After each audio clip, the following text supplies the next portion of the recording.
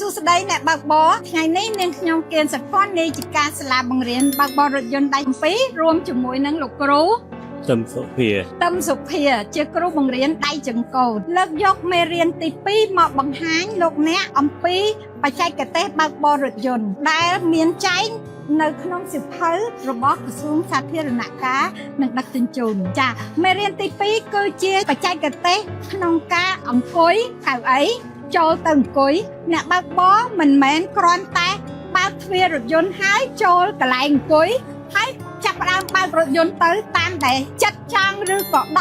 ដាក់គោលដៅថាត្រូវទៅកន្លែងណាចង់ទៅពពឹបទេត្រូវតែមានបច្ចេកទេសឲ្យបានត្រឹមត្រូវដើម្បីការពារសុវត្ថិភាពនៅពេលដែលយើងចូលដល់ក្នុងរថយន្តយើងចាប់ផ្ដើមសេរី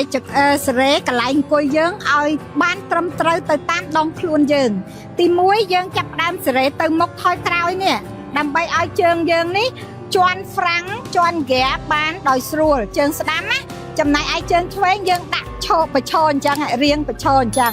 ហើយបន្ទាប់មកដងខ្លួនយើងចាប់ផ្ដើមសេរីវាទៅមុខថយក្រោយដើម្បីអីដើម្បីឲ្យបានដៃឆ្វេងវារៀងកង្ហែអញ្ចឹងដើម្បីយើងឲ្យដៃស្ដាំឲ្យយើងអស់អញ្ចឹងដើម្បីអីដើម្បីយើងកាច់ចកោតទៅវាស្រួលអញ្ចឹងណាអាហ្នឹងសម្រាប់ដៃ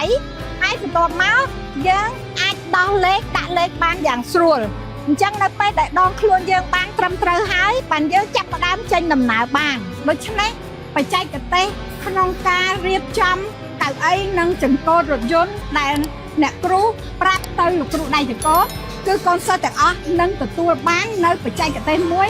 ដែលសាលាបង្រៀនបើកបររថយន្តដៃធំ2បង្រៀនគ្រប់គ្រូទាំងអស់ទៅលើសិស្សដែលជាស្តង់ដារតើអ្នកបានយល់ច្បាស់អំពីបច្ចេកទេសបើកបរនិងច្បាប់ចរាចរណ៍ហើយឬនៅសូមចុះឈ្មោះចូលរៀននៅសាលាបង្រៀនបើកបររថយន្តដៃធំ2ដើម្បីទទួលការបញ្ចុះតម្លៃរហូតដល់ទៅ 50% ខល Telegram 012 88 15 8 គុណ